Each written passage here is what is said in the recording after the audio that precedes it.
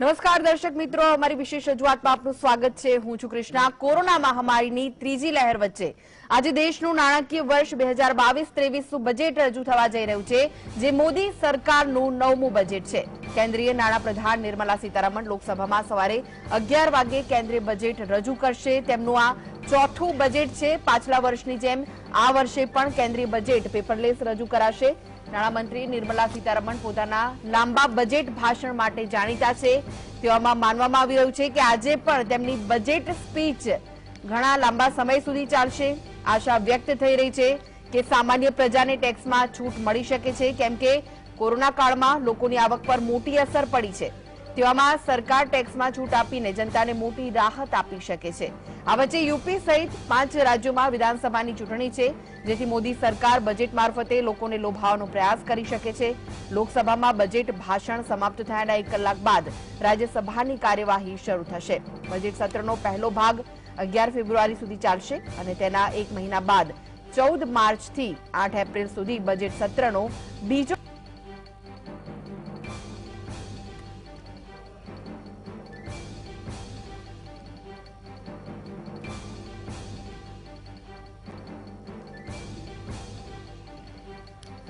તો 2022-23નું બજેટ ઘણી બધી આશાઓ અપેક્ષાઓ લઈને આવવાનું છે।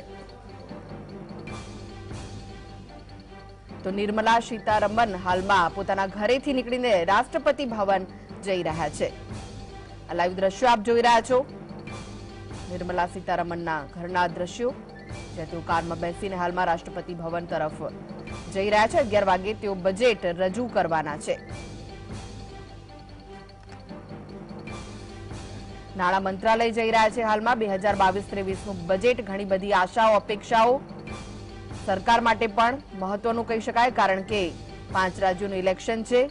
ત્યારે કોરોના કાળમાં શું બુસ્ટર બજેટની આશા રાખી શકાય તે 11 વાગે ખબર પડશે, કારણ કે 11 વાગ્યાથી બજેટ સ્પીચ શરૂ થવાની છે। તો આ દ્રશ્યો નિર્મલા સીતારમણના ઘરના દ્રશ્યો હતા, જ્યાંથી તેઓ નાણાં મંત્રાલય તરફ જઈ રહ્યા છે। કોરોના મહામારીએ રોજગાર ધંધાની કમર તોડી છે, ગરીબ વધુ ગરીબ બન્યો છે। ત્યારે જે સામાન્ય માણસ છે મોંઘવારીના મારમાં પીસાઈ રહ્યો છે, તેમના માટે શું ખાસ હશે બજેટમાં, તેના પર સૌની નજર મંડાયેલી છે।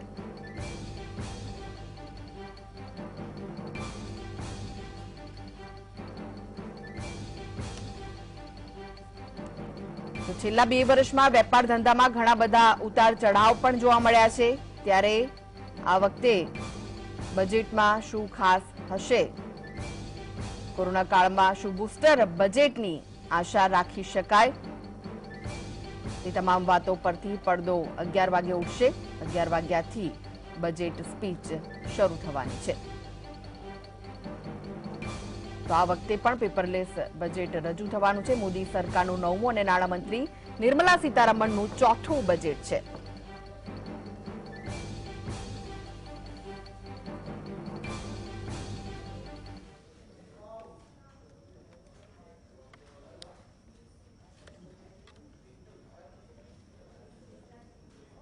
તો કોરોના કાળમાં શું બુસ્ટર બજેટ હશે તે વિશે વધુ ચર્ચા કરવા માટે આપણી સાથે સ્ટુડિયોમાં ઉપસ્થિત છે દિનેશજી રાજપૂત, જેઓ માર્કેટ એક્સપર્ટ છે, સાથે જ પ્રેરકભાઈ શાહ છે, ભાજપમાંથી આપણી સાથે જોડાયા છે, પૂજા ઠાકર છે, જેઓ માર્કેટ એક્સપર્ટ છે, અને પ્રતીત પટેલ બી સ્કાઈપથી આપણી સાથે જોડાઈ ગયા છે। આપ ચારેયનું સ્વાગત છે। સૌપ્રથમ પ્રેરકભાઈ આપને પૂછવા માંગીશ, ઘણી બધી આશાઓ અને અપેક્ષાઓ રાખવામાં આવી રહી છે આ બજેટ પાસે, કારણ કે કોરોના કાળમાં જે કમર તૂટી છે, લોકોની તૂટી છે, મોંઘવારીના કારણે વેપાર ધંધાની પણ તૂટી ગઈ છે, અને સરકાર માટે પણ મહત્વનું કહી શકાય, કારણ કે 5 રાજ્યોનું ઇલેક્શન છે। તો કેવી આશા અપેક્ષા રાખી શકાય આ બજેટ પાસેથી? આ બજેટ એ કદાચ 21મી સદીનું 22મું વર્ષ છે, વિશ્વની અંદર ભારતનું હશે એ પ્રકારનું આ બજેટ હશે। આ બજેટની અંદર ગાંવ, ગરીબ, કિસાન, ખેડૂત, દલિત, શોષિત, વંચિત, પીડિત, યુવાન, મધ્યમ વર્ગ, મહિલા, MSME અને કોર્પોરેટ ક્ષેત્ર આ તમામને સાંકળી લેતું સર્વસમાવેશી અને સર્વલક્ષી બજેટ હશે। દેશનો યુવાન જોબ સિકર નહીં પરંતુ જોબ ગીવર બને અને થિંક ગ્લોબલી એક્ટ લોકલીના મંત્રને ચરિતાર્થ કરનારું આત્મનિર્ભર ભારતનો પાયો નાખનારું આ બજેટ હશે। એટલું ચોક્કસ વિશ્વાસપૂર્વક કહી શકું કે રિફોર્મના માધ્યમથી પરફોર્મના માધ્યમથી ટ્રાન્સફોર્મ કેવી રીતે થઈ શકે ક્લિયર કટ એનો રોડમેપ આ બજેટની અંદર દેખાશે. આ બજેટની અંદર તમે જુઓ તો મુખ્યત્વે આપણા દેશની અંદર 3 ક્ષેત્ર આવે છે. એક કૃષિ ક્ષેત્ર આવે છે, બીજું ઉત્પાદન ક્ષેત્ર આવે છે અને ત્રીજું સેવા ક્ષેત્ર આવે છે. તમે જો ઉદ્યોગ જે ક્ષેત્ર છે એનો રાષ્ટ્રીય આવક એટલે આપણા જીડીપીની અંદર 23% હિસ્સો છે અને કુલ રોજગારીની અંદર લગભગ 25% રોજગારી એ મેન્યુફેક્ચરિંગ ક્ષેત્રમાંથી આવે છે. એવી જ રીતે સેવા ક્ષેત્રનો 61% હિસ્સો એ આપણા રાષ્ટ્રીય આવકની અંદર છે અને રોજગારી 31% એના માધ્યમથી આવે છે અને કૃષિની અંદર 44% વસ્તી એની પર નિર્ભર છે અને રાષ્ટ્રીય આવકમાં એનો હિસ્સો લગભગ 15.5% છે. આ બજેટ તમે જોશો તો આ બધાને આવરી લેતું બજેટ હશે અને જે રીતે સરકારે આત્મનિર્ભર પેકેજ આપ્યું ને એ પછી ગયા વખતનું બજેટ આપ્યું અને એ વખતથી જ તમે વર્લ્ડ બેંક હોય કે આઈએમએફ હોય તમામે દેશની ગ્રોથનું જે પ્રિડિક્શન કર્યું હતું. હમણાં બી તમે જુઓ કે આઈએમએફે જે અલગ અલગ દેશના જે જીડીપીના અંદાજ મૂક્યા છે એમાં ભારત માટેનો નવો અંદાજ જે છે એમણે 8.5%થી વધારીને 9%નો કર્યો છે. જ્યારે દુનિયાના જે અન્ય દેશો છે કે યુએસએ ની અંદરનો એમણે ગ્રોથ રેટ 5.2%નો 4% કર્યો, ચાઇનાનો 5.6%નો 4.8% કર્યો છે. અને જે રીતે આ વર્ષે જુલાઈથી લઈ અને છેલ્લા જાન્યુઆરીના નંબર હજી ગઈકાલે આવ્યા જે રોબુસ્ટ જે જીએસટી કલેક્શન થયું છે એવરેજ તમે જુઓ કે 1,18,000 કરોડ કરતા વધારે અને એમાં પણ આ જાન્યુઆરી મહિનામાં કે નવેમ્બર મહિનામાં જ્યારે 1,32,000 કરોડ થયું હતું એ વખતે કહેતા હતા કે આ તો પેન્ટમ ડિમાન્ડ છે માત્ર ફેસ્ટિવલના કારણે આવેલી છે. પ્રેરકભાઈ આપને રોકવા માંગીશ, નાણાં મંત્રાલય હાલમાં સીતારમણ પહોંચી ગયા છે. આજે બજેટ રજૂ થવાનું છે 2022-23નું, ત્યારે નાણાં મંત્રાલયની બહારના દ્રશ્યો જ્યાં નાણામંત્રી નિર્મલા સીતારમણ હાલમાં આજે પહોંચ્યા છે. તો 11 વાગે બજેટ રજૂ કરવાના છે. લાઈવ દ્રશ્યો આપ જોઈ રહ્યા છો, નાણાં મંત્રાલયની બહારના દ્રશ્યો જ્યાં નાણામંત્રી નિર્મલા સીતારમણ હાલમાં પહોંચ્યા છે.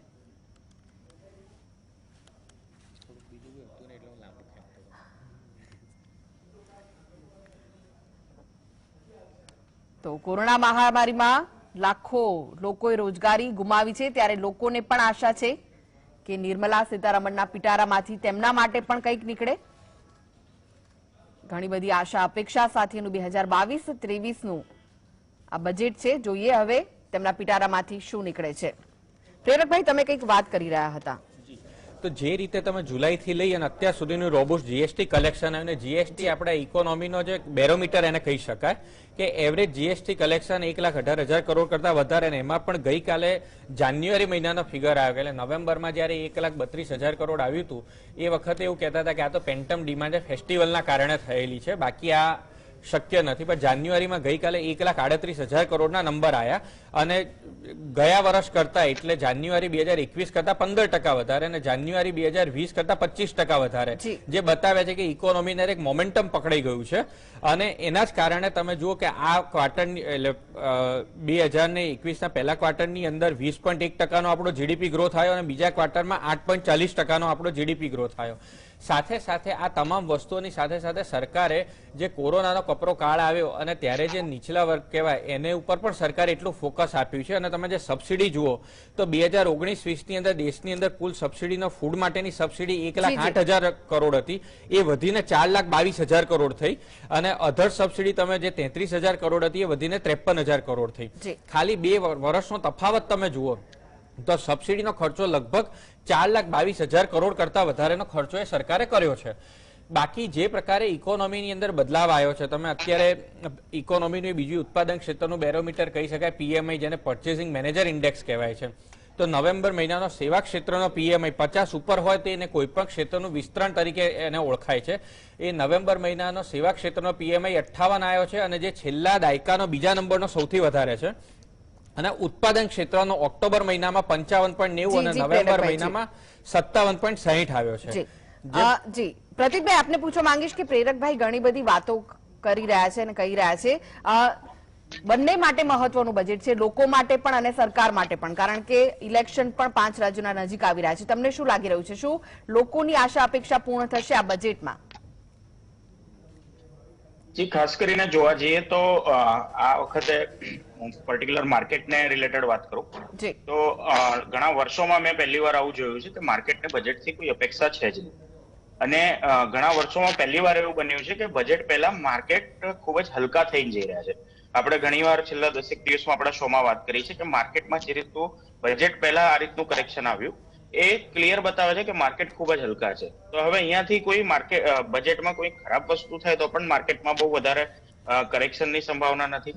બીજી વસ્તુ કે જે રીતે પ્રેરકભાઈની વાત ઉપર આવીએ તો ગયા વખતે જે રીતનું બજેટ આપ્યું હતું એને એક બોલ્ડ બજેટ કહી શકાય, કારણ કે ગયા વર્ષે જે રીતે એક સમય હતો, એક અનિશ્ચિતતાનો સમય હતો અને એમાં જે રીતે ખાસ કરીને ફિસ્કલ ડેફિસિટને લઈને નાણામંત્રી સામે આવ્યા હતા. નોર્મલી આપણા જેવી કન્ટ્રીમાં ફિસ્કલ ડેફિસિટ જેવા શબ્દને ખૂબ જ ધ્યાનથી બોલવામાં આવતા હોય છે, કારણ કે વિદેશી ઇન્વેસ્ટરો એની ઉપર વધારે ફોકસ કરતા હોય છે. છતાં પણ જે ગયા વખતના બજેટમાં આપણે જોયું કે એક બોલ્ડ સ્ટેટમેન્ટ આવ્યું હતું કે અમે સ્પેન્ડિંગ કરીશું, અમે જે સબસિડી છે વધારીશું, અમારું ફિસ્કલ વધશે, અમને વાંધો નથી, પરંતુ અમે ઇકોનોમીને સ્ટ્રોંગ કરવા માટેના પ્રયત્નો કરીશું. એ આપણને ગયા બજેટથી જે જોવા મળ્યું છે, રોડમેપ આગળ વધતો જોવા મળ્યો. એ પછી આપણે જોયું આત્મનિર્ભર ભારતને લઈને જે PLI સ્કીમો વર્ષ દરમિયાન ઘણા બધા સેક્ટરમાં આપી છે, એનો બેનિફિટ પણ જોવા મળી રહ્યો છે. આજે આપણે એક્સપેક્ટેશન કરતા વધારે ટેક્સ કલેક્શન સાથે બેઠા છીએ અને એ પણ એવા સમયે કે જ્યારે દાયકાઓના સૌથી નીચા કોર્પોરેટ ટેક્સ રેટ છે. તો ડેફિનેટલી આ એક પોઝિટિવ વસ્તુ આપણને જોવા મળી છે ને એક ઇકોનોમીની ગાડી છે એ ચાલતી જરૂરથી થઈ છે. હવે આ બજેટમાં જો એ પ્રકાર આ ગાડીને વધારે થોડો ધક્કો મારવામાં આવે તો મને લાગે છે કે આવનાર 2-3 વર્ષ ઘણા સારા જઈ શકે છે. તો કોર્પોરેટ ટેક્સમાં જે રીતે ઘટાડો કરીને એક બોલ્ડ અને એક મોટું પગલું લીધું હતું, મે બી આ વખતના બજેટમાં જે રીતનું ટેક્સ કલેક્શન એમની સામે છે એ જોતા બની શકે કે પર્સનલ ટેક્સ, ઇન્કમ ટેક્સમાં જો કોઈ આ પ્રકારનું સ્ટેપ લેવામાં આવે છે તો મને લાગે છે કે ઓવરઓલ વ્યક્તિઓ માટે, ઓવરઓલ ટેક્સ પેયર માટે પોઝિટિવ સાબિત થઈ છે. જી પૂજાબેન, હાલના સંજોગોને જોતા સરકારે કેન્દ્રીય બજેટમાં કઈ બાબતોને પ્રાધાન્ય આપવું જોઈએ? હું જો બજારની દ્રષ્ટિએ અને ઓવરઓલ બજારને કયા પરિબળો આ બજેટમાંથી મને અફેક્ટ કરશે એ હું જોઉં તો મારા માટે જે મેઇન હોય તો એ છે ઇન્ફ્રાસ્ટ્રક્ચરની જોડે અત્યારે હું જોઉં તો એક રૂરલમાં પણ ઇન્ફ્રાસ્ટ્રક્ચર સુધારવાની વધારે જરૂર છે. તો એમાં મારો વધારે ફોકસ છે, કારણ કે રૂરલમાં જે પણ છે આપણી ઘણા બધા હજી પણ ઘણો બધો હિસ્સો રૂરલમાં થઈ રહ્યો છે. તો એક રૂરલ ઇન્ફ્રાસ્ટ્રક્ચર વધારવાની જરૂર છે, કારણ કે એમાં જોઈએ તો ત્યાં SME અને MSME પણ ઘણા બધાને એક થોડું બુસ્ટઅપ આપી અને કેપિટલ જે કેપેક્સ કહીએ છીએ આપણે, તો એમાં પણ એક વધારો આવી શકે છે. તો આ બે એક છે, એક ઇન્ફ્રાસ્ટ્રક્ચર, એક રૂરલમાં કેપિટલ કેપેક્સ. બીજું છે જે રીતે પ્રતિકભાઈએ વાત કરી કે આત્મનિર્ભર ભારતને લઈને જે PLI ની સ્કીમ્સ છે, તો એ પણ એક મેઇન છે કે કારણ કે એ મેન્યુફેક્ચરિંગને રિલેટેડ છે. જો ત્યાં અહીંયા PLI ની સ્કીમ્સમાં અને સ્ટાર્ટઅપ્સમાં મેન્યુફેક્ચરિંગ યુનિટ્સ વધે છે તો એ ક્યાંક ને ક્યાંક જોબ ક્રિએશનના ભલે જોબ ગીવર જેવી રીતે વાત થઈ એ રીતનું એક બજેટ બની શકે છે. તો પબ્લિકના હાથમાં રૂપિયો આવે છે અને પબ્લિકના હાથમાં રૂપિયો જો આવે તો જ કન્ઝમ્પશન પાવર વધે. અને આપણી ઇન્ડિયન ઇકોનોમી જે છે એ એક કન્ઝમ્પશન ઇકોનોમી છે, એટલે એ ખૂબ જરૂરી છે કે ડિમાન્ડ અને સપ્લાયનું એક જે બેલેન્સ છે એ આત્મનિર્ભર ભારતથી સપ્લાય મેનેજ થાય અને કન્ઝમ્પશન વધે તો ડિમાન્ડ વધે. એ રીતે એક બેલેન્સિંગ બજેટ હું બજારમાં એક્સપેક્ટ કરી રહી છું. જી દિનેશભાઈ, શેર બજાર બજેટમાં શું અપેક્ષા રાખી રહ્યું છે? હાલના તબક્કે તો વાત કરીએ તો જે પ્રકારે પ્રતિકભાઈ કહી રહ્યા છે કે માર્કેટ માટે કંઈક નવું નથી લાગતું કે બજેટથી, કેમ કે ઓવરઓલ આપણે જોઈએ કે પાછલા દિવસોની 20 ડિસેમ્બરથી લઈને હાલના તબક્કે વાત કરીએ તો જે પ્રકારે પાછલા દિવસોમાં બેંક નિફ્ટી 34,123 ની આસપાસ કારોબાર કરતી હતી, બેંક નિફ્ટી નિયર બાય 39,000 ની આસપાસ ટ્રેડ કરતા જોવા મળી રહી છે. એટલે 5,000 પોઈન્ટનું બેંક નિફ્ટીમાં બાઉન્સ બેક અને વાત કરીએ તો નિફ્ટીની અંદર 16,431 ની આસપાસનું 20 ડિસેમ્બરની આસપાસનો લો જોવા મળ્યું હતું અને એ નિફ્ટી હાલના તબક્કે આપણે વાત કરીએ તો 18,000 ની નિયર બાય ટ્રેડ કરતા જોવા મળી રહી છે. તો મારું એવું માનવું છે કે ઓવરઓલ બજેટ પહેલા જ માર્કેટની અંદર આટલું મોટું બાઉન્સ બેક આવી ચૂકેલ છે. અને બીજું કે આપણે જોઈએ કે જે પ્રકારે કાલના દિવસની અંદર જે બજેટનું જે અનુમાન લગાવવામાં આવ્યું હતું એની પહેલા જ માર્કેટની અંદર જે બાઉન્સ બેક જોવા મળતું હતું 1,000 પોઈન્ટ કરતાં પણ વધારે શેર બજારની અંદર બાઉન્સ બેક જોવા મળ્યું છે. તો એ એવું નથી કે બજેટ આવી રહ્યું છે જેના કારણે આટલું બધું મોટું બાઉન્સ બેક જોવા મળી રહ્યું છે, પણ ઓવરઓલ આપણે વાત કરીએ તો જે તેજી માર્કેટની અંદર જોવા મળી છે પાછલા દિવસોની અંદર, ઓવરઓલ રિટેલ કસ્ટમરની અંદર ઘણો મોટો વધારો થયો છે અને લોકોની અંદર ઘણી બધી અવેરનેસ આવી છે. એટલે મારી તો બજેટથી આટલી અપેક્ષા છે કે ઘણા બધા એવા સેક્ટર છે જે પ્રકારે આપણે વાત કરીએ પાવર છે, ટેલિકોમ છે અને બીજું કોઈ રોજગાર લેવલે જો ગવર્મેન્ટ દ્વારા કંઈક મોટી રાહતો આપવામાં આવે અને બીજું કે ઇકોનોમીના દ્વારા કે આપણે અંદર જોઈએ કે ફંડની અંદર વધારો કરવામાં આવે, જે પ્રકારે આપણે વાત કરીએ તો જે પ્રકારે FDની અંદર જે રિટર્ન આપવામાં આવતું હોય છે એ રિટર્નની અંદર થોડોક વધારો કરવામાં, જેનાથી ફંડ આપણી જોડે વધશે. અને બીજું વાત કરતા હોય છે કે ટેક્સ કલેક્શન કેટલું થયું છે, કે આ કલેક્શન, એ કલેક્શન તો છે જ, જે ઓલરેડી બાકી છે એ આજે નહીં તો કાલે એની જોડેથી ફંડ આવવાનું જ છે. પણ મારા દ્રષ્ટિએ કે જો લોકોની ઇન્કમ વધશે તો ઓવરઓલ એ લોકોને લાભ થશે. અને બીજું કે એ લાભ થશે તો જ એવું લાગશે કે બજેટનો કોઈ મતલબ છે, કે હા ભાઈ આપણે લોકોને લાભ પહોંચાડે. અને રાહત આપવી એક બીજો સબ્જેક્ટ છે. લોકોની ઇન્કમ વધારવા પર ફોકસ ગવર્મેન્ટ દ્વારા કરવામાં આવે તો મને લાગે છે કે બહુથી સારામાં સારું બજેટ માની શકાય છે. જી પ્રેરકભાઈ, માર્કેટ એક્સપર્ટ્સ જે કહી રહ્યા છે ઘણી બધી આશા અપેક્ષાઓ જોડાયેલી છે, પરંતુ આપને પૂછવા માંગીશ કે જે રીતે કેન્દ્રીય બજેટ રજૂ થઈ રહ્યું છે ઘણી બધી આશા છે, કારણ કે 2 વર્ષ જે રીતે પસાર થયા છે લોકોના, તો શું લોક લુભાવના વાળું બજેટ તો સાબિત નહીં થાય ને?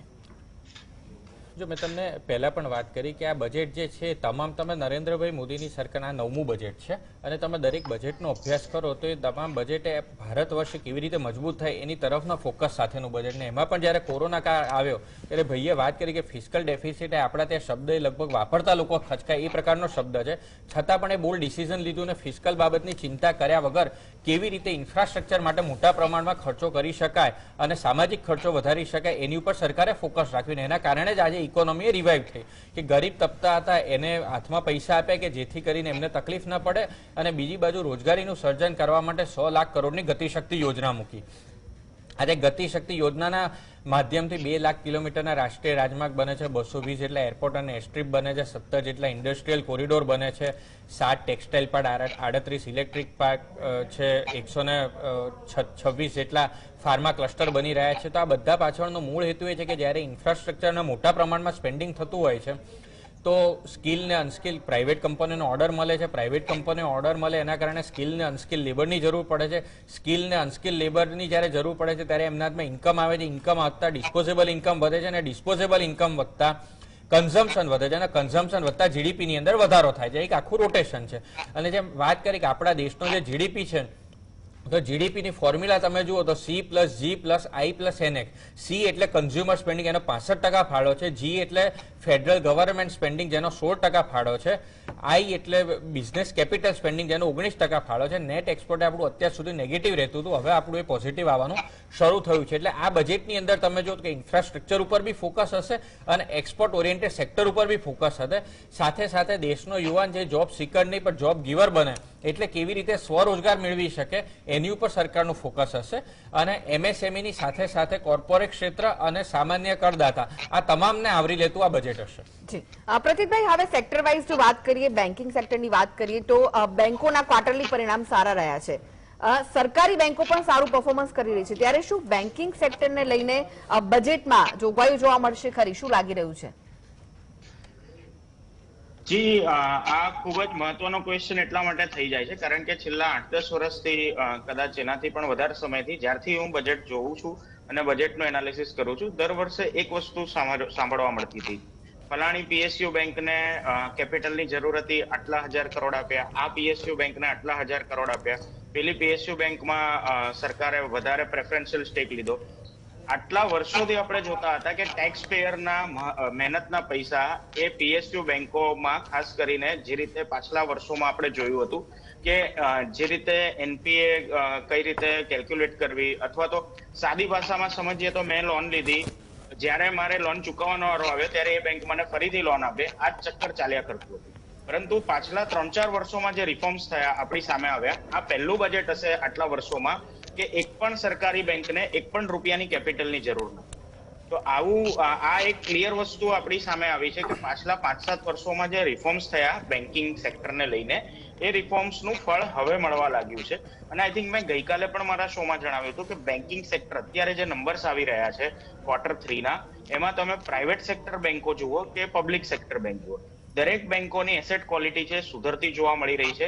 અને આ એસેટ ક્વોલિટીની સાથે જે પણ બેંકોએ પોતાની કોનકોલ કરી છે એ કોનકોલમાં ક્લિયર કટ જણાવ્યું છે કે કોવિડની આ સિચ્યુએશન હોવા છતાં આવનાર સમયમાં એ લોકો મેસિવ લોન ગ્રોથ જોઈ રહ્યા છે અને આવનાર સમયમાં એ લોકોની એસેટ ક્વોલિટી હજુ વધારે સુધરતી જોવા મળી શકે છે.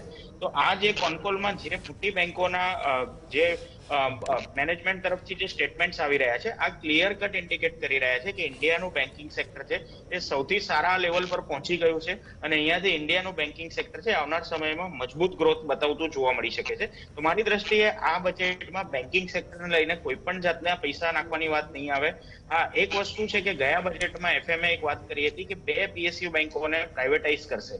આજે 1 વર્ષ થયા પછી પણ આની ઉપર કોઈ આગળ પ્રોસેસ થઈ નથી. તો ડેફિનેટલી એની એક ઉત્સાહ રહેશે કે એની ઉપર ગવર્મેન્ટ કેટલું ફાસ્ટ સ્ટેપ લે છે અને કઈ એ 2 પીએસયુ બેંક છે કે જેને એ લોકો ઝડપથી પ્રાઇવેટાઇઝેશન કરવા માંગે. જી પૂજાબેન, ઓટો સેક્ટરની વાત કરીએ તો છેલ્લા 2 વર્ષથી ઓટો સેક્ટર પણ ઘણો માર સહન કરી રહ્યું છે. ઓટો સેક્ટર શું આશા અપેક્ષા રાખી રહ્યું છે? અત્યારે હું જોઉં બજેટની દ્રષ્ટિએ તો ઓટો સેક્ટર એટલે મારા માટે અત્યારે ઇલેક્ટ્રિકલ વ્હીકલ છે. ઇલેક્ટ્રિકલ વ્હીકલ્સને ઘણું બધું બુસ્ટઅપ અહીંયા મળી શકે એવું છે, એટલે મેં કીધું કે auto sector is equal to electrical vehicles. બીજી દ્રષ્ટિએ જોઈએ તો ક્રૂડ પ્રાઇસ જેવી રીતે વધી રહી છે તો ઇલેક્ટ્રિકલ વ્હીકલ્સ એના માટે એક સબસ્ટિટ્યુટ છે. તો મને લાગે છે કે મેઇન સરકારનું ફોકસ ઓટો સેક્ટરમાં હું જોઉં તો અત્યારે ઇલેક્ટ્રિકલ વ્હીકલ્સ છે. અને આપણે જોઈએ તો હવે ધીમે ધીમે જે રીતે 2 વ્હીલર્સ છે એ મોસ્ટલી ઈવીમાં થઈ જવાના છે, તો એ મેઇન છે. બીજું જોઈએ તો આપણો એક્સપોર્ટ નંબર્સ આપણે જોઈએ તો એ ખૂબ સારા છે ઓટો સેક્ટરમાં. અને સ્પેશિયલી 4 વ્હીલર્સની વાત કરું તો જો એની એક્સાઇઝ ડ્યુટી થોડી ઘણી સ્મૂથ આઉટ થાય તો એના ઘણા સારા પરિણામ આપણને એમાં મળી શકે એવા છે. તો બજેટની દ્રષ્ટિએ જે 4-5 સેક્ટર મેઇન ફોકસમાં છે એમાં એક આ ઓટો સેક્ટર ખાસ છે. જી દિનેશભાઈ, તમારું શું કહેવું છે ઇલેક્ટ્રિકલ વ્હીકલ્સને લઈને? તમારું શું કહેવું છે? આપણે વાત કરીએ તો જે પ્રકારે વાત કરી તમે કે જે પ્રકારે auto sector is equal to electric sector, તો હું માનું છું કે ઇલેક્ટ્રિક સેક્ટરની અંદર જે પ્રકારે ફાયદાઓ જોવા મળશે એ પ્રકારે જ મને લાગે છે કે પાવર સેક્ટરના સ્ટોકની અંદર પણ એ જ પ્રકારના ફાયદાઓ જોવા મળી શકે છે. તો આવતા દિવસોની અંદર જે પ્રકારે લોકો આપણે વાત કરીએ તો જે પાછલા દિવસોને પેટ્રોલથી લોકોને ડીઝલથી લઈને ફોર એક્ઝામ્પલ હાલના તબકે આપણે વાત કરીએ છીએ જે ટ્રાય કરી રહ્યા છે, જે કોશિશ કરી રહ્યા છે કે આપણે ઇલેક્ટ્રિક વ્હીકલ પર લોકોને ડાયવર્ટ કરીએ, જેનાથી હું માનું છું કે પોલ્યુશન અને અધરના લેવલે આપણે ઘણા બધા બેનિફિટ થઈ શકે છે અને જેનાથી પાવર સેક્ટરના સ્ટોકને ઘણો મોટો ફાયદો જોવા મળી શકે છે. એટલે આવતા દિવસોની અંદર પાવર સેક્ટરને પણ બૂસ્ટ કરવા માટે ગવર્મેન્ટ દ્વારા ઘણા બધા એનાઉન્સમેન્ટ પણ જોવા મળી શકે છે. જી પ્રેરકભાઈ, આપને પૂછવા માંગીશ કે કોરોના કાળ છે, સાથે જ મોંઘવારી પણ વધી રહી છે. પેટ્રોલના ભાવ તમે જોયા હશે કે ઘણા બધા વધી ગયા છે. તો શું મોંઘવારીથી રાહત મળશે? અને પાછી રોજગારીની વાત કરીએ તો રોજગારી વધશે ખરી? કારણ કે જે રીતના પેપર કૌભાંડ સામે આવી રહ્યા છે, એક્ઝામ આપે છે, લોકો તૈયારી કરે છે, પરંતુ પછી તેનો કોઈ ફાયદો નથી થતો. જી, આપે જે વાત કરી સૌથી પહેલા કે મોંઘવારીની વાત કરી એની પહેલા હું 2 મુદ્દા ઉપર ખાસ ધ્યાન રાખું કે જે પ્રતિકભાઈ જે વાત કરી તે બેન્કિંગ ક્ષેત્રમાં એસેટ ક્વોલિટીમાં સુધારો આવ્યો અને એમણે ખૂબ બેન્કિંગ ક્ષેત્રની સરસ વાત કરી. એનું જે મુખ્ય કારણ છે, જે 2-4 મુદ્દા એ મારે કહેવા છે કે સરકાર આવી પછી કેટલાક નિર્ણય એવા લીધા છે કે 50 કરોડ રૂપિયા સુધીની કોઈ પણ એનપીએ એકાઉન્ટ હતા એની તપાસ કરવાની થઈ જાહેર ક્ષેત્રના જે કોઈ પણ બેંકના જે ચીફ અને લુકઆઉટ નોટિસ કાઢવાની સત્તા આપી. જરૂર લાગી ત્યાં આગળ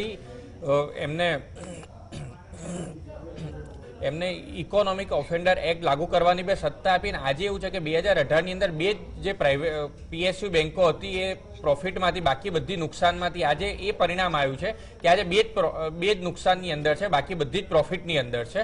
તમે ઓટો સેક્ટરની પણ જો વાત કરો તો ઇલેક્ટ્રિક વ્હીકલની અંદર પણ અત્યારે સરકાર એ લોકોને મોંઘવારીથી રાહત મળે અને લોકો ઇલેક્ટ્રિક વ્હીકલ તરફ જાય અને બીજી બાજુ દેશના પૈસા બચે, દેશનું ફોરેક્સ રિઝર્વ બચે. કારણ કે છેલ્લા વર્ષનું આપણું જે ક્રૂડનું જે બિલ હતું એ 9 લાખ કરોડનું હતું. તો એની અંદર જે ઘટાડો થાય તો સ્વાભાવિક છે કે દેશનો પૈસો બચવાનો છે. તો એના માટે સરકારે અત્યારે કોઈ 2 વ્હીલર લેતું હોય તો 20,000 રૂપિયાની 3 વ્હીલર લેતું હોય તો 50,000 રૂપિયાની 4 વ્હીલર લેતું હોય તો 1.5 લાખ રૂપિયાની સબસિડી આપે છે. અને બીજી બાજુ ઇલેક્ટ્રિક ચાર્જિંગ વ્હીકલ સ્ટેશન છે એની પર સરકારે ટાર્ગેટ લીધો કે શહેરી ક્ષેત્રમાં દર 4 કિલોમીટરે અને જે હાઈવે ઉપર છે દર 40 કિલોમીટરે એક ઇલેક્ટ્રિક ચાર્જિંગ વ્હીકલ માટેનું જે સ્ટેશન હોય એના માટેનો સરકારે પ્રયત્નશીલ છે. હવે જો રોજગારીના ફ્રન્ટ ઉપર વાત કરીએ તો રોજગારીની અંદર 2-3 ભાગ પડે છે.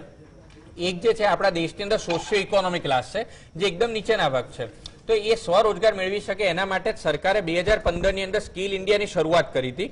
અને સ્કિલ ઇન્ડિયાની અંતર્ગત એમને નાની નાની વસ્તુઓ શીખવાડે, કોઈ ફિટરનું કામ હોય, કોઈ વેન્ડરનું કામ હોય, કોઈ ઇલેક્ટ્રિશિયનનું કામ હોય, આ પ્રકારનું શીખવાડીને જેથી કરીને લોકો પોતે સ્વરોજગાર મેળવી શકે. અને જેમાં અત્યાર સુધીમાં 30 કરોડ જેટલા નાગરિકોને એની તાલીમ આપવામાં આવી છે. અને સ્કિલ ઇન્ડિયા યોજનાની અંતર્ગત નેશનલ સ્કિલ ડેવલપમેન્ટ મિશનની સ્થાપના કરીને પ્રધાનમંત્રી કૌશલ વિકાસ યોજનાની સ્થાપના કરી કે જેથી એમનું જીવન ધોરણ ઊંચું આવી શકે. આની સાથે સાથે અનુસૂચિત જાતિ અને જનજાતિના વર્ગ માટે સ્ટેન્ડઅપ યોજના મૂકી કે જેથી કરીને અમે 1 કરોડ રૂપિયા સુધીની લોન. આગળ આપની પાસેથી હું એ જવાબ જાણવા માંગીશ કે આટલી બધી યોજનાઓ છે પરંતુ રોજગારી કેટલી મળી તે વિશે આપની પાસેથી આગળ જાણીશ. આપ સર્વે ગેસ્ટ અમારી સાથે જોડાયેલા રહેશો.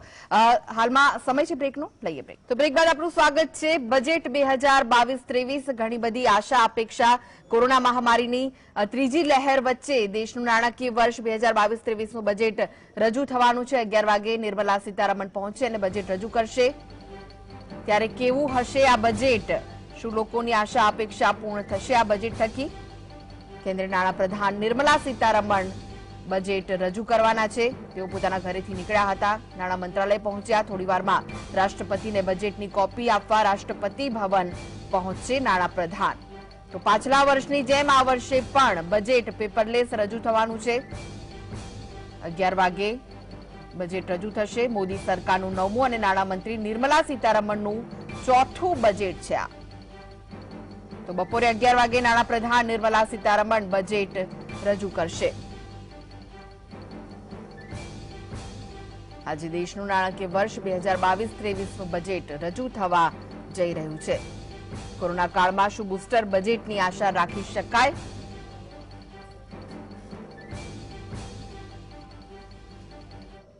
તો વધુ ચર્ચા કરવા માટે આપણી સાથે સ્ટુડિયોમાં ઉપસ્થિત છે દિનેશસિંહ રાજપૂત, જેઓ માર્કેટ એક્સપર્ટ છે. સાથે જ ભાજપમાંથી આપણી સાથે જોડાયેલા છે પ્રેરક શાહ.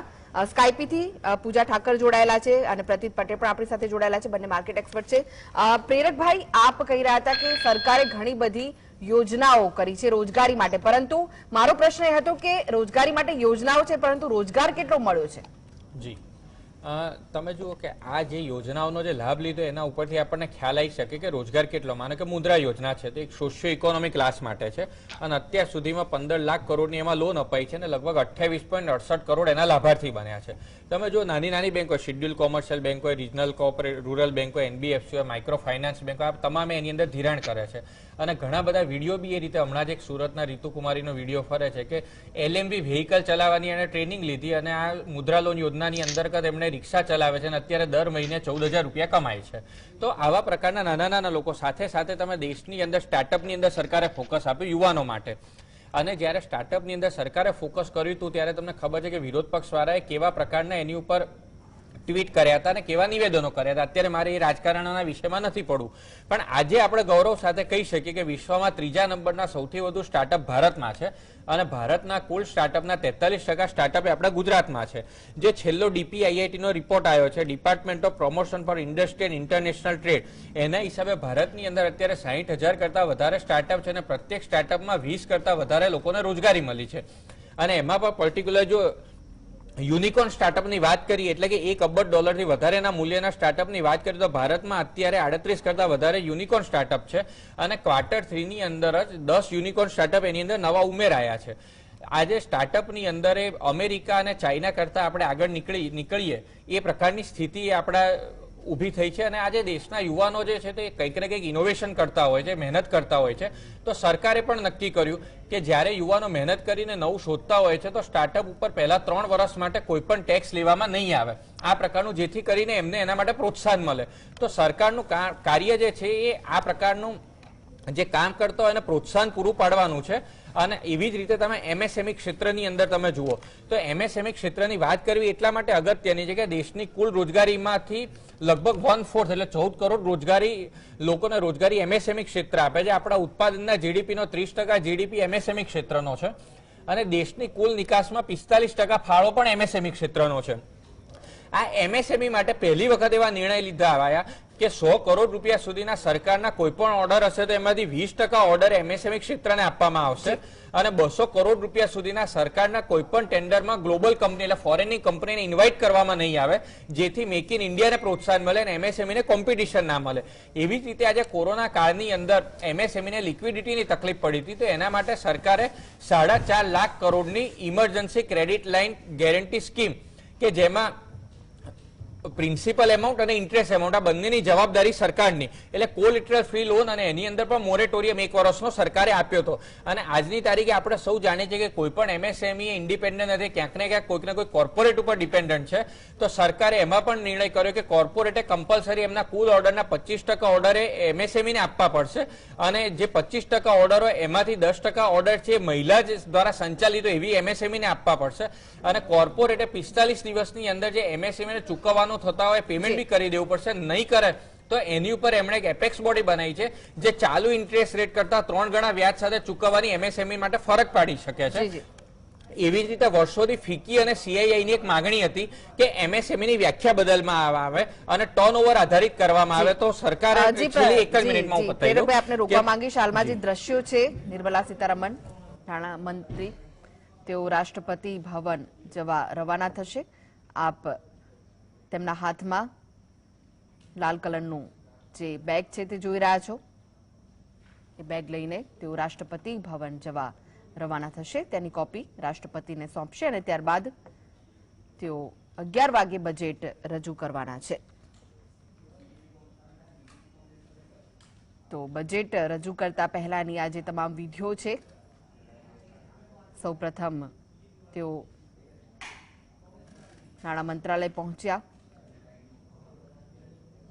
અને હાલમાં તેમના હાથમાં જે રેડ કલરની બેગ દેખાઈ રહી છે, બજેટની બેગ છે, તે લઈને હવે તેઓ રાષ્ટ્રપતિ ભવન જવા રવાના થશે અને તેની પ્રથમ કોપી રાષ્ટ્રપતિને સોંપશે. તો 2022-23નું બજેટ આજે રજૂ થવા જઈ રહ્યું છે. 2 વર્ષ કોરોનાનો કપરો સમય, એટલે આ બજેટ માટે ઘણી બધી આશા અપેક્ષાઓ જોડાયેલી છે. તે પછી વેપાર ધંધા હોય, નોકરિયાત વર્ગ હોય કે સામાન્ય માણસ હોય, ઘણી બધી આશા અપેક્ષા આ બજેટ સાથે જોડાયેલી છે.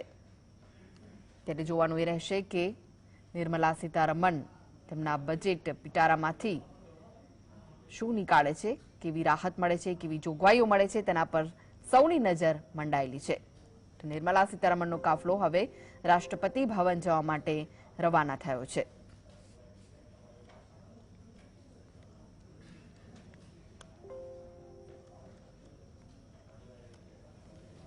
તો 5 રાજ્યોની ચૂંટણી પણ છે. કોરોના કાળમાં શું બુસ્ટર બજેટ મળશે તેવી આશા લોકો રાખી રહ્યા છે. ત્યારે સરકાર માટે પણ ઘણું મહત્વનું હશે આ બજેટ, કારણ કે 5 રાજ્યોની ચૂંટણી પણ નજીક છે. એટલે જોવાનું એ રહેશે કે સરકાર બજેટમાંથી શું નીકાળે છે અને લોકોને કેવી રાહત મળે છે. લોક લુભાવના વાળું બજેટ રહેશે કે પછી કડક જોગવાઈઓ વાળું આ બજેટ હશે, તે તમામ પ્રશ્નોના જવાબ 11 વાગે મળી જશે. તો નિર્મલા સીતારમણનો કાફલો હાલમાં રાષ્ટ્રપતિ ભવન જવા માટે રવાના થયો છે.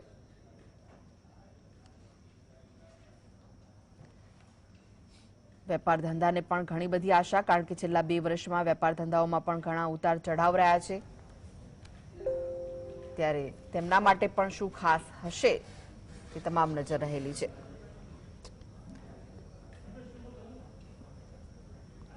પ્રતીકભાઈ, આપની પાસે આવવા માંગીશ, આપને પૂછવા માંગીશ કે શેર માર્કેટમાં છેલ્લા 2 વર્ષમાં રોકાણ ઘણું બધું વધ્યું છે, લોકો શેર માર્કેટ તરફ આકર્ષાયા છે. ત્યારે શું માર્કેટ એસટીટીમાં કોઈ રાહતની આશા રાખી રહ્યું છે? જી, મેં શરૂઆતમાં પણ જણાવ્યું કે માર્કેટને કોઈ પણ જાતની અપેક્ષા નથી. માર્કેટ માત્ર એટલું ઈચ્છે છે કે કોઈક એવું નેગેટિવ કારણ ના આવવું જોઈએ કે જે આઉટ ઓફ ધ બોક્સ હોય. માર્કેટમાં ડેફિનેટલી લોકોને એક એવી આશા છે, એસટીટીમાં ક્યાંય કોઈ ઘટાડાની અપેક્ષા આશા નથી, પરંતુ ક્યાંક ને ક્યાંક એવી આશા અપેક્ષા છે કે જે એલટીસીજી છે, જે long term capital gain tax છે, એ જે નાખ્યો છે એને કદાચ પાછું ખેંચે.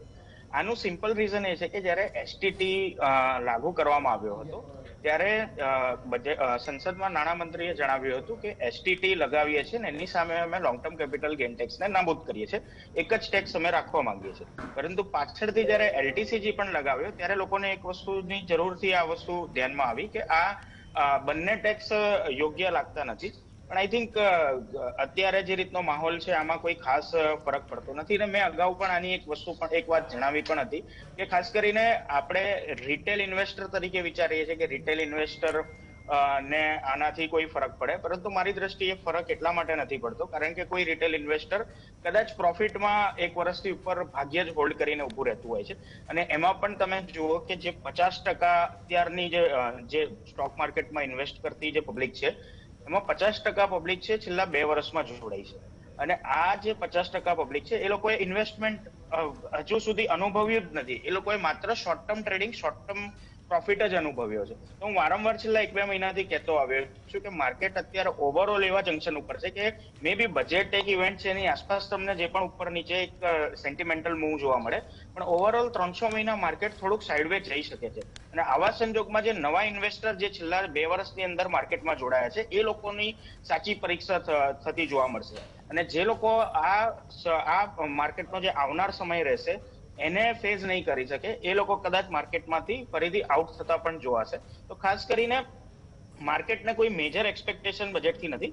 હા, પણ કોઈ out of the box positive કે નેગેટિવ આવે તો એની ઉપર માર્કેટનું રિએક્શન જરૂરથી આવી શકે.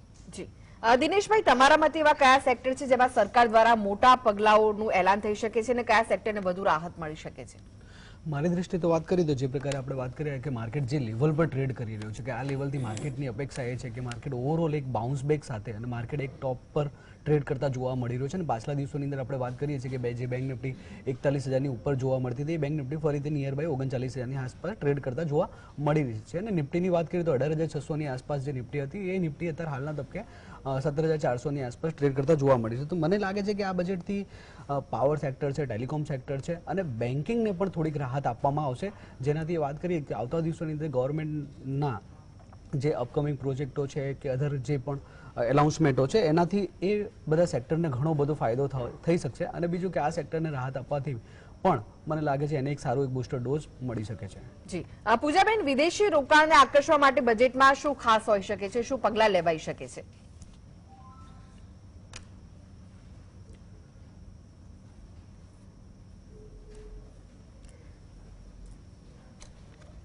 લાગે છે કે તેમનો અવાજ અહીંયા સુધી નથી પહોંચી રહ્યો. પ્રતીકભાઈ, આપને પૂછવા માંગીશ કે વિદેશી રોકાણને આકર્ષવા માટે બજેટમાં શું પગલાં લેવામાં આવી શકે છે, શું ખાસ હોઈ શકે છે? જી, આ એક ખૂબ જ મહત્વની વસ્તુ છે કે છેલ્લા 4 મહિનામાં તમે જોશો તો જે વિદેશી રોકાણકારો છે એમના તરફથી લગભગ 1,40,000 કરોડની વેચવાલી થઈ છે. પરંતુ આને અને ખાસ કરીને ગવર્મેન્ટના કોઈ પણ જે કામકાજ ચાલી રહ્યા છે એને કોઈ લેવા દેવા નથી. વિદેશી રોકાણકારોની ખાસ કરીને જે વેચવાલી જોવા મળી રહી છે યુએસમાં જે રીતે શોર્ટ ટર્મમાં જે બોન્ડ ટેમ્પરિંગની શરૂઆત થવાની છે, ઇન્ટરેસ્ટ રેટ હાઇક થવાના છે, એને કારણે જે શોર્ટ ટર્મ પૈસા જે બહાર આવ્યા હતા એ પૈસા પાછા થઈ રહ્યા છે. મને લાગે છે કે લોંગ ટર્મ એફઆઈઆઈસ હજુ પણ ભારતમાં વિશ્વાસ રાખી રહ્યા છે અને લોંગ ટર્મ એફઆઈઆઈસ ને આનાથી કોઈ ફરક નથી પડવાનો. અને જે રીતે અત્યારનો આપણો જીડીપી દરનો એક્સપેક્ટેશન છે, જે રીતે ગવર્મેન્ટે પાછલા સમયમાં ઘણા બધા બોલ્ડ રિફોર્મ્સ કર્યા છે અને જે રીતનું એક પીચ તૈયાર થઈ ચૂકી છે, હવે આ પીચ ઉપર જે આવનાર 2-3 વર્ષમાં તમને ગ્રોથ જોવા મળવાનો છે એ એક્રોસ ગ્રોથ જોતા મને લાગે છે કે લોંગ ટર્મ એફઆઈઆઈસ છે એમનું તમને ઇન્ડિયા તરફ આકર્ષણ વધતું જોવા મળશે. પણ જે શોર્ટ ટર્મ એફઆઈઆઈસ છે એ લોકો ટૂંકા ગાળા માટે રોકાણ કરે છે, હેજ ફંડ્સ છે, એ લોકોનું ડેફિનેટલી જે વર્તન છે નિર્ણયો ઉપર આધારિત છે. જી પ્રતીકભાઈ. જી, એટલે મારું કેવું એ છે કે જે શોર્ટ ટર્મ પૈસા છે, હેજ ફંડ ના પૈસા છે, એ લોકોનું જે વલણ છે એ તમને યુએસની ઇકોનોમી, યુએસના ડેવલપમેન્ટ ઉપર આધારિત રહેશે. પણ લોંગ ટર્મ એફઆઈએસ છે એના પૈસા ભારતમાં આવતા જોવા મળશે. આઈ થિંક એના માટે કોઈ મેજર કામ ગવર્મેન્ટને કરવાનું રહેતું નથી. હા, જે રીતના આપણે જોયું કે પાછલા સમયમાં જે રીતે એ લોકોએ સ્ટેપ્સ લીધા છે ને જે સ્ટેપ્સ ઉપર એ લોકો કામ કરી રહ્યા છે, મારી દ્રષ્ટિએ એ આગળ કન્ટિન્યુ રહેશે તો એનાથી ફાયદો થઈ શકે છે. એક વસ્તુ આની સાથે કહેવા માંગીશ કે ઇન્ટરનેશનલ બોન્ડ માર્કેટમાં જે ભારતનું આજે કોઈ જે બોન્ડ્સ છે એનું કોઈ જેમ કે સ્ટોક માટે આપણે જોઈએ તો જેમ કે મોર્ગન સ્ટેનલીનો ઇન્ડેક્સ છે જેમાં ભારતનું વેટેજ હોય છે, તો એ વેટેજ પ્રમાણે વિદેશી રોકાણકારો ભારતના સ્ટોક માર્કેટમાં એ વેટેજથી રોકાણ કરતા હોય છે. એવી રીતે બોન્ડ માર્કેટમાં પણ જે ભારતના બોન્ડ્સ છે એનું હજુ સુધી લિસ્ટેડ નથી અથવા તો એનું કોઈ રેટિંગ નથી. એ રેટિંગ જો કરવામાં આવે ગવર્મેન્ટ તરફથી, એવા કોઈ પ્રયત્ન કરવામાં આવે કે જેને કારણે આવી રેટિંગ એજન્સીઓ આવા FIIs ભારતના બોન્ડ્સને પણ એમના ઇન્ડેક્સમાં, એમના પોર્ટફોલિયોમાં સામેલ કરે, તો મને લાગે છે કે એનાથી ખાસ કરીને ગવર્મેન્ટની ઘણી સારી એવી જે શોર્ટ ટર્મ, લોંગ ટર્મ પૈસાની જરૂરિયાત છે કે જે ઓછા ખર્ચામાં પૂરી થઈ શકે છે. તો મારી દ્રષ્ટિએ આની ઉપર ડેફિનેટલી ગવર્મેન્ટ કોઈ કામ કરે તો એની આગળ જતા એક ફાયદો આપણને જરૂરથી જોવા મળી છે.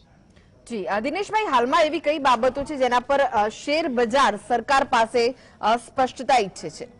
આપણે વાત કરીએ તો જે પ્રકારે હું પાછલા દિવસોમાં પણ કહેતો આવ્યો છું કે માર્કેટની અંદર જે હાલના તબકે જે બજેટ છે, બજેટની અંદર જે પ્રકારે જો કંઈક મોટું એનાઉન્સમેન્ટ જો થઈ શકે તો જ માર્કેટની અંદર આટલી કોઈ મોટી ઇફેક્ટ જોવા મળી શકે છે. અને ઓવરઓલ આપણે જોઈએ તો હાલના તબકે વાત કરીએ તો જે પ્રકારે આપણે 18 જાન્યુઆરી સુધીની આપણે વાત કરીએ તો FI દ્વારા 5,045 કરોડ રૂપિયાનું જે વેચવાલી કરવામાં આવી છે છેલ્લા એક મહિનાની અંદર. અને વાત કરીએ તો રિસન્ટલી એક મહિનાની આ એક વીકની જોઈએ તો એક વીકની અંદર 15,983 કરોડ રૂપિયાની વેચવાલી કરી. અને ઘરેલું માર્કેટની અંદર આપણે વાત કરીએ તો ઘરેલું માર્કેટની અંદર 4,823 કરોડની લેવાલી જોવા મળી છે. તો આ એક ઇન્ડિકેટ કરી રહ્યું છે કે FI દ્વારા જે એનું જે ઇન્વેસ્ટમેન્ટ છે એ ઓછું થયું છે અને એનું એક પ્રોફિટ બુકિંગ સમજો કે એને એક પ્રકારે માર્કેટથી એક્ઝિટ થયું છે કે આ બજેટ પછી જ આપણે કંઈક નવું વિચારી શકીએ છીએ. તો જે પ્રકારે આ ઇન્ડિકેટ મને થાય છે કે માર્કેટની અંદર એક ઉપલા લેવલથી એક સારી એક વેચવાલી જોવા મળી છે અને માર્કેટની અંદર એક પ્રોફિટ બુકિંગ જોવા મળી રહી છે.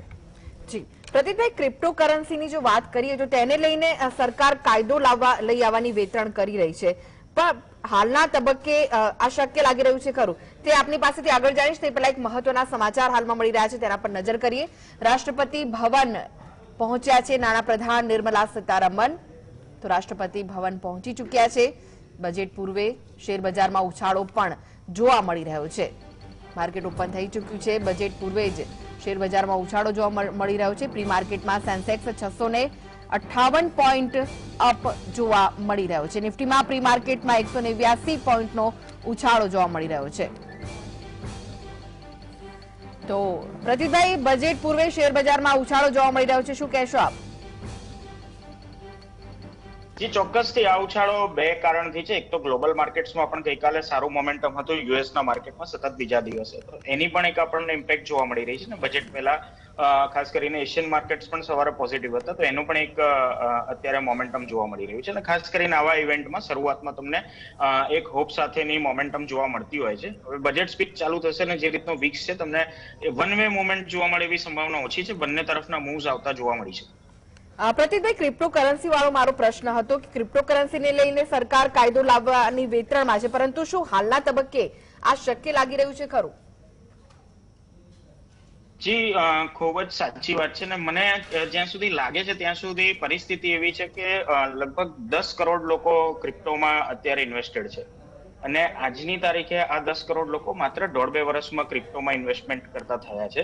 જ્યારે તમે સ્ટોક માર્કેટ જોશો તો સ્ટોક માર્કેટ આટલા વર્ષોથી ચાલુ છે છતાં પણ આજે આપણને ક્રિપ્ટો કરતા ઘણા ઓછા ઇન્વેસ્ટર મળ્યા છે. મ્યુચ્યુઅલ ફંડ તમે જોશો કે છેલ્લા 25-30 વર્ષથી કન્ટિન્યુ છે, જે કન્ટિન્યુઅસ ગ્રોથ લોકોનું એક લોંગ ટર્મમાં વેલ્થ ક્રિએટ કરે છે, છતાં પણ મ્યુચ્યુઅલ ફંડમાં આજે 3 કરોડ યુનિક ઇન્વેસ્ટર છે. તો આજે 10 કરોડ લોકોમાંથી પણ તમે ઓવરઓલ સાઇઝ જોશો જે લોકોએ ઇન્વેસ્ટમેન્ટ કર્યું છે એ એવરેજ 22-23 વર્ષની સાઇઝ છે. તો અત્યારે એક વસ્તુ દેખવામાં આવી રહી છે કે આ જે 22-23 વર્ષના એવરેજ લોકો છે કે જે લોકો એક ઝડપથી પૈસા બનાવવાની લાલચે અથવા તો કોઈ પણ જાતના થ્રિલના કારણે આવી રીતે ક્રિપ્ટોમાં ઇન્વેસ્ટમેન્ટ કરી રહ્યા છે, આ જોખમી જરૂરથી છે. પણ આજે આ લોકોનું ઇન્વેસ્ટમેન્ટ મોટા પાયે થયું છે એટલે ગવર્મેન્ટ પણ ખૂબ જ ઝડપથી એક કાયદો લાવીને, તમારી દ્રષ્ટિએ કે કાયદો લાવીને તરત આ લોકોની જે અત્યારનું રોકાણ છે એ ઝીરો થઈ જાય કે આ પ્રકારની કોઈ સિચ્યુએશન થાય એવું કરવાની જગ્યાએ વિચારીને કોઈક લાંબા સમયના સ્ટેપ લેવા માટેનો પ્રયત્ન કરી રહી છે. એક વસ્તુ ક્લિયર છે કે ગવર્મેન્ટનો જે વ્યૂ છે એ ક્લિયર છે કે ક્રિપ્ટો જેવી વસ્તુઓ ભારતમાં એ લોકોને ઇન્ટરેસ્ટ નથી. તો આવનાર સમયમાં ડેફિનેટલી એક સારો કાયદો આવશે અને ખાસ કરીને જે લોકો ક્રિપ્ટોમાં રોકાણ કરે છે, ઘણા લોકોને અનુભવ પણ થઈ ગયો છે પાછલા 2-3 મહિનામાં વોલેટાલિટીમાં કે ઘણા લોકોએ જે પૈસા મૂક્યા હશે એના કરતા વધારે ગુમાવી પણ દીધા હશે. તો મારી ખાસ કરીને ક્રિપ્ટોના રોકાણકારોને પણ એવી સલાહ છે કે જે વસ્તુની જે એસેટ જ તમારી સામે નથી, તમે આજે શેરમાં કોઈ કંપનીના શેરમાં રોકાણ કરો છો તો એ કંપનીની જમીનના એટલા ભાગના, એ કંપનીના પ્લાન્ટના તમે એટલા ભાગના ભાગીદાર બનો છો. ક્રિપ્ટોમાં કોઈ એસેટ જ નથી, છતાં પણ આપણે રોકાણ કરી રહ્યા છે. કાલે ઉઠીને આપણે એવી જગ્યાએ પૈસા લગાવી રહ્યા છે કે જ્યાં કોઈ એસેટ નથી. કાલે ઉઠીને આ સ્પેક્યુલેશન પૂરું થશે તો આપણા પૂરેપૂરા પૈસા જવાની સંભાવના રહેતી હોય છે. તો ખાસ કરીને આવી બધી જગ્યાએ માત્ર લાલચ કે રિટર્નની લાલચ જોઈને રોકાણ કરવાથી દૂર રહેવું છે.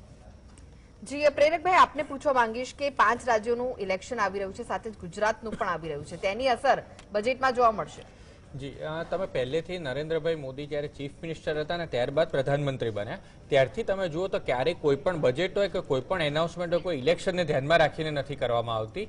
કેવી રીતે ભારતને ફાયદો થાય ને ભારતના ફાયદાનો ધ્યાનમાં રાખીને જ કોઈ પણ પ્રકારના નિર્ણય લેવાતા હોય છે. બાકી આપણે ત્યાં બજેટ દર વર્ષે આવે છે, પછી રાજ્ય સરકારનું હોય કે કેન્દ્ર સરકારનું હોય, અને ત્યારે ક્યાંક ને ક્યાંક કોઈક ને કોઈક ઇલેક્શન આવતા હોય છે. એટલે ઇલેક્શનને ધ્યાનમાં રાખીને ક્યારેય કોઈ જાહેરાત કરવામાં આવતી નથી. હવે જે આગળ આપણે વાત કરીએ, અત્યારે તમારી ચેનલ પર ચાલે છે બજેટ પૂર્વ શેર બજારની અંદર અભૂતપૂર્વ ઉછાળો. ગઈકાલે પણ શેર બજારમાં ખૂબ સારો ઉછાળો હતો અને તમે ગયા આપને રોકવા માંગીશ, આપ આગળ બોલજો. તે પહેલા હું દર્શક મિત્રોને આ બ્રેકિંગ ન્યૂઝ આપી દઉં. નિફ્ટીમાં 148 પોઈન્ટનો ઉછાળો જોવા મળી રહ્યો છે. માર્કેટમાં ઉછાળો જોવા મળી રહ્યો છે. બજેટ પૂર્વે જ શેર બજારમાં ઉછાળો હાલમાં જોવાઈ રહ્યો છે. સેન્સેક્સ 552 પોઈન્ટના ઉછાળા સાથે ખુલ્યું છે, જ્યારે કે નિફ્ટીમાં પણ વધારો જોવા મળી રહ્યો છે. 148 પોઈન્ટનો ઉછાળો નિફ્ટીમાં પણ જોવાઈ રહ્યો છે. પ્રેરકભાઈ, આપ કંઈક કહી રહ્યા હતા. એટલે હું વાત કરતો હતો કે ગઈકાલે બી બજારમાં ઉછાળો આવ્યો તો આજે પણ બજારની અંદર ઉછાળો છે. અને તમે ગયા વર્ષનું જ્યારે નિર્મલા સીતારમણજીએ જ્યારે બજેટ મૂક્યું તો છેલ્લા 20-25 વર્ષમાં પહેલી વખત એવું હતું કે બજેટના દિવસે માર્કેટનું ક્લોઝિંગ 4.57% અપ હતું. એટલે માર્કેટ એને ખૂબ પોઝિટિવ લીધું ને એ પછી કેટલું વધ્યું એ તો સૌ જાણે છે. બજારની અંદર તમે જો અત્યારે આપણા દેશની સ્ટ્રેન્થ એટલી થઈ ગઈ કે લોકોને એટલો વિશ્વાસ છે કે એફઆઈઆઈએ આટલું 2008 પછીનું આટલું મોટું એક્ઝિટ છે, છતાં પણ ડોમેસ્ટિક ઇન્વેસ્ટરોને એટલો આપણા દેશના ઉપર વિશ્વાસ છે કે એમણે એટલું બાઇંગ કર્યું કે આજે બજારે આપણું ટકી રહ્યું છે મજબૂતાઈથી. બાકી હું વાત કરી કે સરકારે જે રીતે પ્રતિકભાઈએ પણ અગાઉ વાત કરી કે કોર્પોરેટ ટેક્સ ખૂબ સારો આવ્યો છે આ વખતે, અને જ્યારે કોર્પોરેટ ટેક્સમાં ઘટાડો કર્યા પછી લગભગ તમે જુઓ કે આ એપ્રિલથી લઈને અત્યાર સુધીની અંદર જે કોર્પોરેટ ટેક્સ છે 2019માં જ્યારે ઘટાડો કર્યો એના પહેલા કરતાં 70,000 કરોડનો વધારો આવ્યો છે. અને કોર્પોરેટ ટેક્સ રિટર્ન ફાઇલ કરનારાની કોર્પોરેટની સંખ્યા 10 લાખ ક્રોસ કરી ગઈ. એ કંપનીઓની અંદર પણ લગભગ 1.25 લાખનો વધારો થયો છે. એ બતાવે છે કે ફોરેનની કંપનીઓ ભારતમાં આવી રહી છે. આત્મનિર્ભર ભારતનો મતલબ એવું નથી કે વિદેશની કંપની ભારતમાં નહીં આવે. આત્મનિર્ભરતાનો મતલબ એ છે કે જે વસ્તુ દેશમાં ઉત્પાદન નહીં થતી હોય તો વિદેશની કંપની ભારતમાં આવશે, ભારતમાં પ્લાન્ટ નાખશે, ભારતમાં ટેકનોલોજી નાખશે, ભારતના યુવાનને રોજગાર આપશે, ભારત સરકારને ટેક્સ ચૂકવશે, એ ટેક્સમાંથી સરકારે કલ્યાણકારી યોજનાઓ મૂકશે અને જે પ્રોડક્ટ બનશે એની પર મેક ઇન ઇન્ડિયા લખાતું હોય અને આપણા દેશમાં અને વિદેશની અંદર વેચાતી હોય. આજે આપણા દેશમાં સૌથી મોટી તકલીફ એ હતી કે જ્યારે કોર્પોરેટ ક્ષેત્રના દિગ્ગજો જોડે બેઠા ત્યારે ખબર પડી કે યુએસ, યુરોપ કે એશિયાના બીજા કન્ટ્રી કરતાં કોર્પોરેટ ટેક્સ ખૂબ વધારે હતો. તેના કારણે જ લોકો ઉત્પાદન કરતા હતા તો પણ તે ખર્ચો મોટો આવતો હતો ને જે વૈશ્વિક જે સ્પર્ધા હોય એમાં ટકી નતા શકતા. આ સરકારે એક તરફ સામાન્ય લોકોને રાહત આપી કે 5 લાખ રૂપિયા સુધીની આવકે ટેક્સ ફ્રી કરી આપી અને સ્ટાન્ડર્ડ ડિડક્શન 50,000 આપીને સાથે સાથે કોર્પોરેટ ટેક્સ પણ 30%થી ઘટાડીને 22% કરી કાઢ્યો. એના કારણે આ પરિવર્તન, એમાં પણ જે કંપનીઓ 2023 પહેલા શરૂ થવાની હોય મેન્યુફેક્ચરિંગ ક્ષેત્રની તો એના માટે 15% ટેક્સ કર્યો અને સરચાર્જ સાથે ઉમેરો તો માત્ર 17% ટેક્સ. એન્જલ ટેક્સને પણ આપણી સરકારે નાબૂદ કર્યો. અને આજે એનું જ પરિણામ છે કે આજે ખાંડના ઉત્પાદનમાં બ્રાઝિલને પછાડીને ભારતે નંબર 1 આવ્યું છે.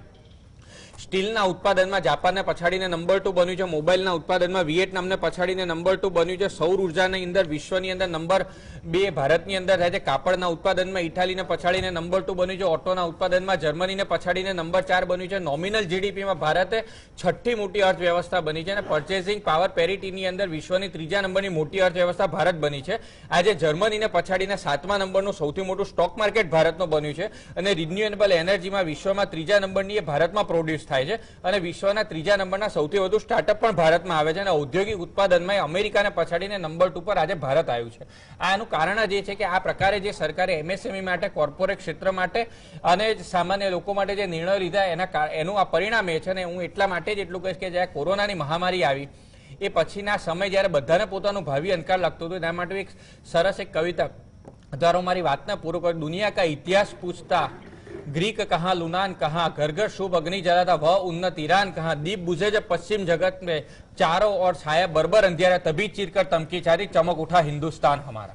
જી, ખૂબ જ સરસ આપે કવિતા કહી. પૂજાબેન, આપના પાસે આવવા માંગીશ. જે રીતે કોરોનામાં રિયલ એસ્ટેટ પણ ખાસું પ્રભાવિત થયું છે, તેને પણ ઘણો ફટકો પડ્યો છે. રિયલ એસ્ટેટ શું આશા અપેક્ષા રાખી રહ્યું છે આ બજેટ પાસે?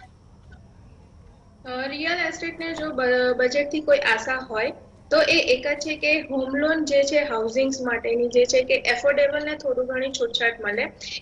સાથે જે હાઉસિંગ લોન છે એમાં પણ થોડી ઘણી છૂટછાટ મળે તો બેન્કિંગ પણ એને લેન્ડિંગ સારું કરે અને એ લોકોને જે ઇન્ટરેસ્ટ ને પણ ચૂકવવાનું આવે છે એમાં પણ એક છૂટછાટ આવે તો રિયલ એસ્ટેટમાં થોડું ઘણું બુસ્ટઅપ આવે. સીધું કારણ એ છે એમાં કે આપણે જોઈએ અત્યારે તો જે રીતે ભલે ઇન્ટરેસ્ટ રેટ ઓછા હોય હાઉસિંગ માટેના, પણ હજી પણ બેંકો હાઉસિંગ લોન આપતા ખચકાય છે. તો જો એમાં પણ થોડી ઘણી છૂટછાટ આવે છે તો એ થોડું ઘણું પબ્લિક પાસે પહોંચી શકે છે કે હવે એમને હાઉસિંગ લોન ઇઝીલી સરળતાથી મળી શકે છે અને વ્યવસ્થિત રીતે મળી શકે છે. તો એ વખતે એવું થાય કે હાઉસિંગ માટેનું વધારે ડિમાન્ડ વધે અને તો જ એ રિયલ એસ્ટેટને બુસ્ટઅપ કરે. જી, આપ તમામ ગેસ્ટ અમારી સાથે જોડાયેલા રહેશો. હાલમાં આપણી પાસે કોંગ્રેસના પૃથ્વીરાજસિંહ કઠવાડિયા પણ જોડાઈ ગયા છે. તમામ ગેસ્ટ જોડાયેલા રહેશો. આગળ પણ આ જે ચર્ચાનો દોર છે તે યથાવત રહેશે. બજેટ 2022-23માં શું ખાસ હશે, નિર્મલા સીતારમણના પિટારામાંથી શું નીકળશે, તે તમામ પર સૌની નજર છે. તે તમામ વિશેની ચર્ચા આગળ પણ જારી રહેશે. તે પહેલા હાલ સમય છે બ્રેકનો. લઈએ બ્રેક.